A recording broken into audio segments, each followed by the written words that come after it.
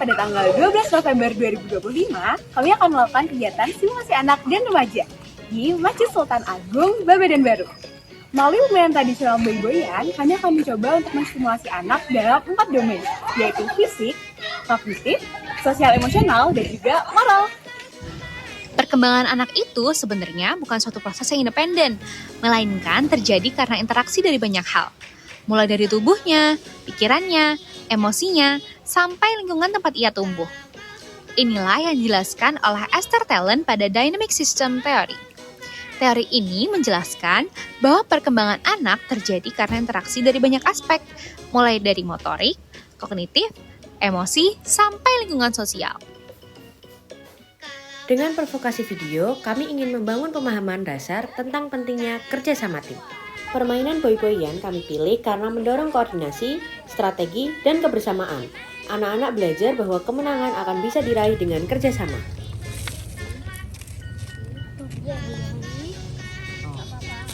Ayo kita pikirkan selama kita. Senang dapat putra.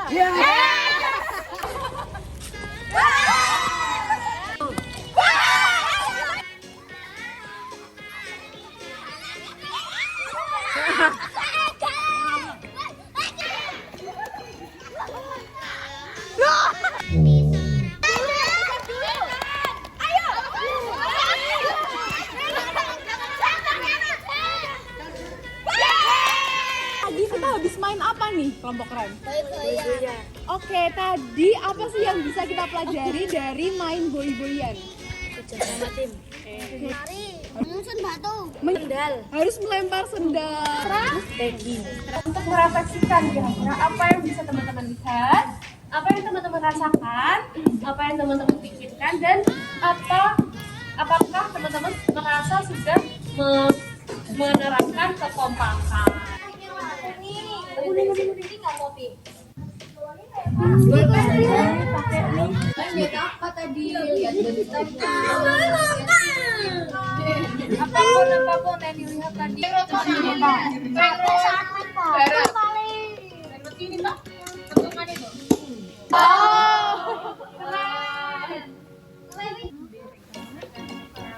Gimana caranya biar gunain lawan? Bisa bekerja dengan kompak dan tidak akan menyerah walau tim saya.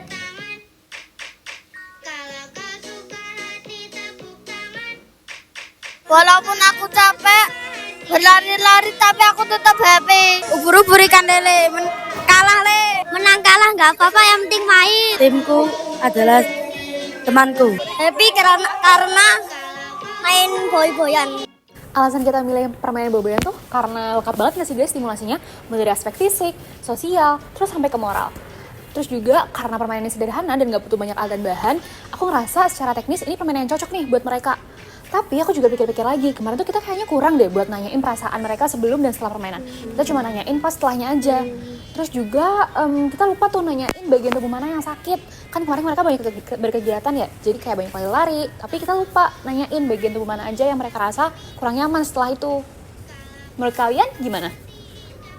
Nah, yang aku bikin mikir kemarin tuh ketika diskusi dan ngobrol sama mereka tuh ada ngomongin hal-hal random kayak knalpot, bawa motor sendiri, yang mana itu pasti dapat paparan dari orang-orang dewasa atau aktivitas yang nggak sesuai sama usia mereka. Nah, oleh karena itu menurut aku permainan tradisional kayak boy-boyan ini tuh memang penting banget untuk menciptakan kesempatan yang baik untuk mereka jadi anak-anak seutuhnya dan menciptakan ruang bermain buat mereka. Kayak gitu sih. Itu kalau aku mikirnya yang cowok-cowoknya kan banyak kan. Aku kira tuh bakal nggak kooperatif tuh loh waktu main. Kayak ya mereka susah gitu karena kan sebagian besar cowok nih, mesti kayak nggak kondusif kupikir gitu kan. Tapi ternyata kemarin pada kooperatif gitu loh, pada mau main dengan benar gitu. Kayak menurutku karena ya kita belajar tapi sambil main, jadi mereka benar nggak mikir kalau ya udah belajar nggak seru gitu. Dan pakai snack juga kan, menurutku itu penting sih ternyata snack itu. Menurutku gimana? Setuju juga sih. Nah, di sisi lain, aku juga ngerasa anak-anak itu banyaknya belajar dari langsung praktik gitu loh guys. Karena kemarin bisa dilihat, waktu pertama kali nyoba main, mereka tuh masih bingung. Gimana harus ngelemparnya, kapan ngelemparnya kemana, bahkan larinya kapan tuh mereka masih bingung gitu. Tapi setelah kita coba beberapa kali, akhirnya mereka mulai paham. Nah, di situ, di titik aku mikir kayak, oh ternyata emang paling efektif buat anak-anak tuh belajar langsung sambil praktik ya, gitu. Kalau dari aku waktu sesi refleksi itu sih, aku tuh sadar pas sesi refleksi, jadi perasaan yang mereka rasain waktu bermain tuh cukup kompleks. Ada yang senang, tapi ada juga yang sedih karena lawannya itu adalah temennya sendiri. Nah jadi menurut aku permainan ini tuh bukan cuma soal menang dan kalah, tapi lebih kepada mereka meregulasi emosinya. Mereka belajar buat ngungkapin apa yang mereka rasakan selama bermain gitu. Anak-anak tuh juga belajar fisik doang kan, mereka juga belajar konsentrasi, juga belajar strategi dan lain-lain juga kan. Terus tadi aku ngelihat waktu refleksi tuh ada yang nggak bisa baca dan tulis kan, tapi justru diajarin sama teman-temannya gitu loh. Jadi belajarnya tuh nggak cuma apa yang dimain doang gitu. Jadi sesi refleksi itu penting juga. Terus tadi semua anak-anaknya juga antusias waktu main, nggak ada yang kayak lemes, semuanya semangat. Dan bahkan di akhir waktu kita tanya perasaannya tuh kayak mereka semuanya tuh jawab happy, aku senang, walaupun kalah tuh mereka juga nggak sedih gitu sih. Jadi menurut aku itu poin yang paling buat aku amazed banget.